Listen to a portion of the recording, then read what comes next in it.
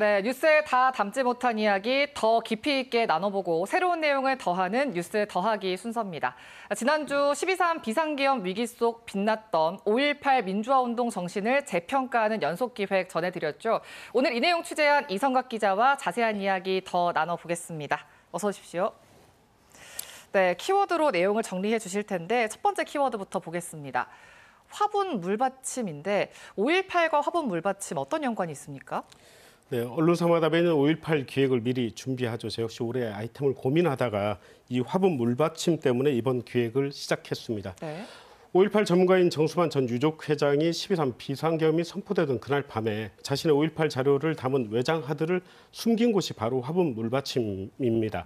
12월 3일 밤 광주의 많은 사람들은 영장 없이 체포 구금됐던 5.18을 떠올렸던 거고 계엄군이 집에 들어올 경우에 5.18 자료를 안전한 곳에 숨긴다고 생각하고 그게 바로 안 쓰는 화분의 물받침이라고 생각했던 겁니다. 그만큼 12.3 계엄 당시 느꼈을 광주 사람들의 공포, 아픔 그리고 대처가 달랐고 이런 5.18의 역사와 정신이 이번 비상계엄의 위기를 극복하는 데 어떤 역할을 했는지 살펴보기 위해서 기획을 시작한 겁니다. 네, 그렇군요.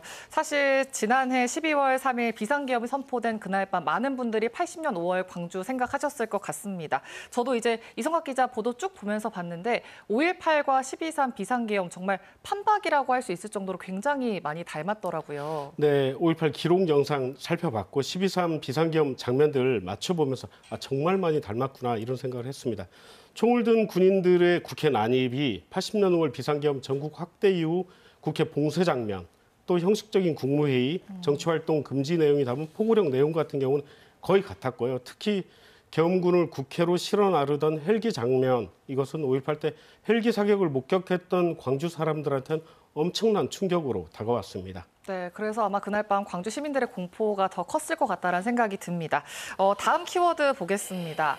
수습위원회인데 5.18 당시에 각계각층 대표들이 참여했던 위원회 이름 아닌가요?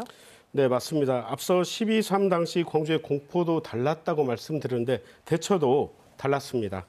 저는 그날 밤 광주시청에서 열린 연석회의에 주목했습니다. 네. 이 회의에는 광주시와 시의회, 구청장뿐 아니라 시민사회와 종교계 대표들도 참석했습니다. 이렇게 신속하게 민간이 참여하는 연석회의를 연 거는 전국에서 유일했습니다. 이게 45년 전 5.18 당시 각계각층이 참여했던 시국위원회와 상당히 닮아 있습니다. 네, 광주 시민들은 두려웠지만 대처도 더 빨랐군요. 다음 키워드도 보겠습니다. 그날 밤 나라면인데 여기서 말하는 그날 밤은 아마 지난해 12월 3일 밤, 그러니까 비상계엄이 선포된 그날 밤 나는 어떤 생각을 했고 또 어떻게 행동했느냐를 묻는 건가요? 네, 그날 밤은 지난해 12월 3일이기도 하고요. 5.18 민주화운동 최후 항쟁일인 최후 항쟁 하루 전인 1980년 5월 26일 밤을 의미하기도 합니다. 5.18 당시 도청에 있던 시민들은 곧 계엄군이 들이닥친다는 사실을 알고도 도청을 지켰습니다. 1980년 5월 27일 새벽 도청과 그 주변에서 17명이 사살됐고요. 280여 명이 연행됐습니다. 최후 항쟁의 이런 희생은 살아남은 자들에게 떨치기 어려운 부채감으로 남게 됐습니다. 네.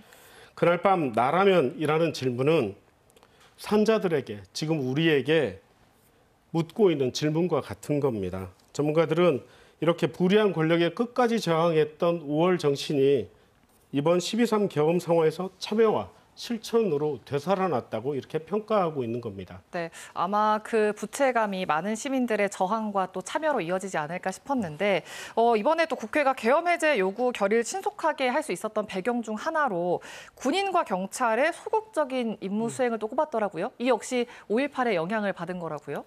네, 12.3 비상계엄 당시 군인과 경찰의 소극적 임무 수행에는 여러 배경이 있을 수 있습니다. 그 가운데 헌정질서 파괴 범죄의 경우 공소시효가 적용되지 않는다는 점이 출동했던 군인들에게 상당히 부담이 됐다는 겁니다. 그런데 5.18 특별법 그리고 헌정질서 파괴 범죄의 공소시효 등에 관한 특례법 이것들이 근거가 됐는데요. 실제로 이 법을 근거로 5.18 당시 계엄군 14명이 지난해 44년 만에 고발됐습니다. 5.18의 영향이 참 많은 곳에 미친 것 같습니다. 마지막 키워드 보겠습니다. 한강 작가 소설의 제목이기도 하죠. 소년이 온다인데 한강 작가가 이런 말 했습니다. 과거가 현재를 도울 수 있을까? 아마 이 키워드를 가져오신 건 과거의 5.18이 현재 12.3 비상계엄 위기를 돕고 구한 게 아닌가 이런 의미로 담아오신 거죠? 네, 맞습니다. 불의에 맞섰던 5월 정신이 역할을 했다는 겁니다.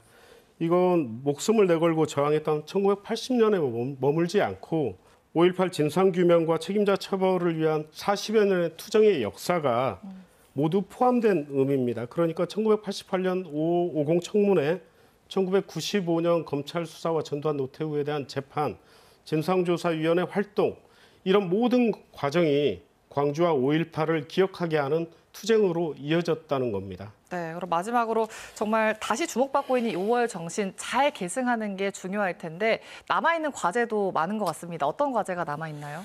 네, 최근 5.18 기념재단이 한 설문조사에서 응답자의 67%가 5월 정신이 헌법 전문에 수록돼야 된다고 이렇게 응답했습니다.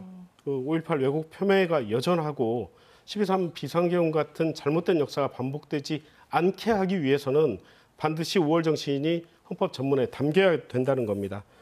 또 인권이나 군 내부에서 5.18을 매개로 한 민주주의나 헌법 교육이 좀 강화돼야 된다. 이런 지적도 나오고 있습니다. 네, 오늘 이야기는 여기까지 듣겠습니다. 고맙습니다.